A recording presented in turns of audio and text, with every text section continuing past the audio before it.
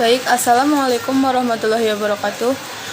Perkenalkan, nama saya Nenty Setiawati, NIM 2101040065. Dan kedua teman saya, Abdillah Lailatul Husna dan Mumtahana Gladys Wilujeng. Kami akan mempresentasikan hasil kerja kelompok kami.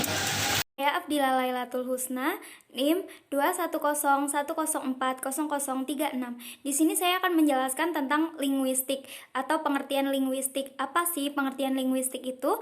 Jadi linguistik di sini adalah sebuah wadah yang membahas tentang seluk-beluk bahasa atau apa sih objek kajian bahasanya atau bagaimana cara bekerjanya. Linguistik di sini sangat memudahkan untuk kehidupan sehari-hari, terutama untuk guru bahasa, sebagai penerjemah bahasa, sebagai pengarang, sebagai penyusun kamus, sebagai wartawan, atau pekerjaan-pekerjaan lain yang berhubungan dengan bahasa. Apa sih perbedaan linguistik dan linguis? Jadi linguistik yang sudah saya jelaskan tadi adalah wadah atau ilmu yang menjelaskan tentang seluk-beluk bahasa, atau dalam istilah-istilah lain seperti dalam bahasa Inggris yaitu linguistik, dalam bahasa Perancis yaitu linguistique, dalam bahasa Belanda yaitu linguistik. Istilah itu diturunkan dari bahasa Latin yaitu lingua yang berarti lidah atau bahasa. Dalam bahasa Indonesia sendiri, linguistik diterjemahkan menjadi ilmu bahasa.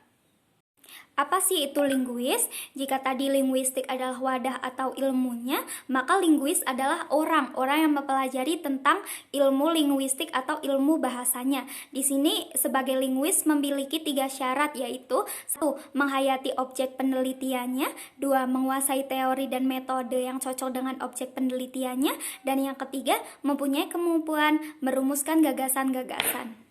Apa sih maksud dari linguistik sebagai ilmu itu?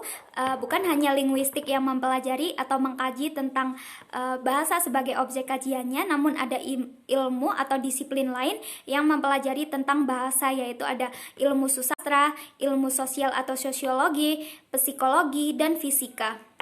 Namun yang membedakan di sini adalah keterkaitan ilmu-ilmu tersebut terhadap bahasanya. Apa sih maksud dari ilmu susastra itu? Contohnya di dunia pendidikan seperti prosding seminar ilmiah dan jurnal ilmiah yang diterbitkan oleh universitas dan asosiasi profesi. Dilihat dari aspek sosial atau sosiologi di sini di bidang kemasyarakatan, yaitu suatu komunitas atau individu dalam menyampaikan identitasnya yaitu menggunakan bahasanya mereka sendiri. Dan maksud dari psikologi di sini yaitu tentang kejiwaan seseorang, pikiran atau perasaan seseorang dalam menerima rangsangan atau stimulus seperti itu.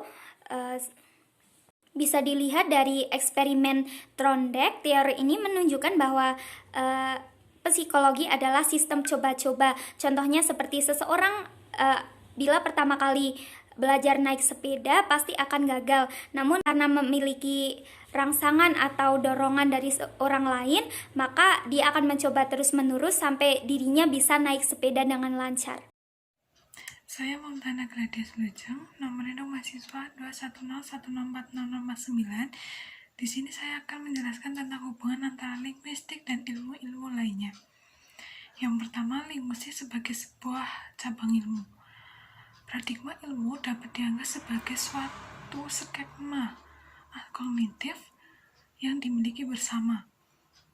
Sebagaimana skema kognitif itu memberi kita sebagai individu suatu cara untuk mengerti alam sekeliling, suatu cara memahami alam alamiah.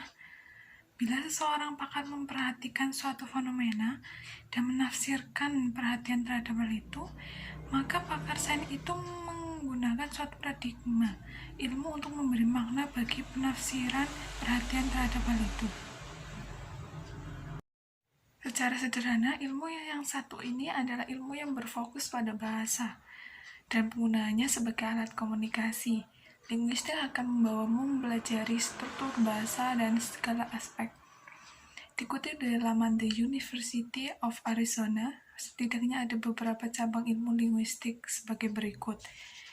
Yang pertama yaitu ada fonetik dan fonologi, mempelajari bunyi yang muncul dalam pengucapan bahasa, termasuk bagaimana memproduksi suara tertentu dan membedakannya dengan suara lain. Kamu bakal memahami jenis figur vokal, konsonan, bahkan diftong dalam bahasa yang kamu pelajari. Lengkap dengan bagaimana pengucapan dan penggunaannya. Dan fonetik merupakan ilmu interdisipliner antara linguistik dan fisika. Anatomi psikologi, kajian fonetik dibagi 3, yaitu fonetik artikulatoris, akustik, dan auditoris. Selanjutnya yaitu cabang morfologi, yaitu mempelajari morfem, bagian terkecil dari bahasa yang memiliki arti. Dengan kata lain, ilmu yang satu ini adalah ilmu paling kepo, yaitu meneliti hingga potong-potongan paling detail dalam bahasa. Selanjutnya, cabang ilmu sintaksis.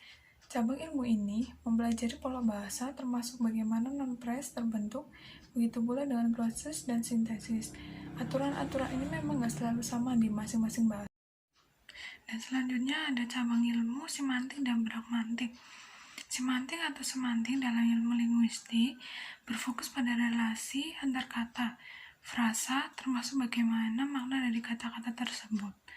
Pada ilmu ini pula, kita mengetahui bahwa sebuah kata bisa memberi banyak makna, atau secara sederhana disebut polisemi. Selanjutnya ada relasi linguistik dan ilmu-ilmu lainnya. Asal mula segala ilmu adalah filsafat. Dengan kata lain, filsafatlah yang menjadi pohon ilmu, sehingga dari filsafat tumbuhlah dahan, cabang, dan tangga ilmu yang beragam, termasuk di dalamnya ialah linguistik atau ilmu bahasa. Dan berkaitan dengan linguistik ternyata bukan menjadi fokus minat dan keahlian para ahli bahasa semesta. Ada banyak pakar yang tertarik meneliti atau mendalami bahasa, terutama berkaitan dengan kebutuhan aplikasinya pada berbagai bidang. Begitu pula bagi para ahli bahasa yang ternyata menghadapi banyak persoalan linguistik yang sulit dipecahkan tanpa melibatkan disiplin lain. Saya Mumtahana Gladys Wilujeng. Di sini saya akan menjawab pertanyaan dari Irma Galuh Prameswari, yaitu hubungan psikologi dengan linguistik. Hubungan psikologi dengan linguistik yaitu sama-sama meneliti bahasa bahan sebagai objek formalnya, hanya materinya berbeda. Linguistik mengaji struktur bahasa, sedangkan psikologi mengaji perilaku berbahasa atau proses bahasa. Baik, sekian hasil presentasi dari kami. Apabila ada kesalahan, kami mohon maaf yang sebesar-besarnya.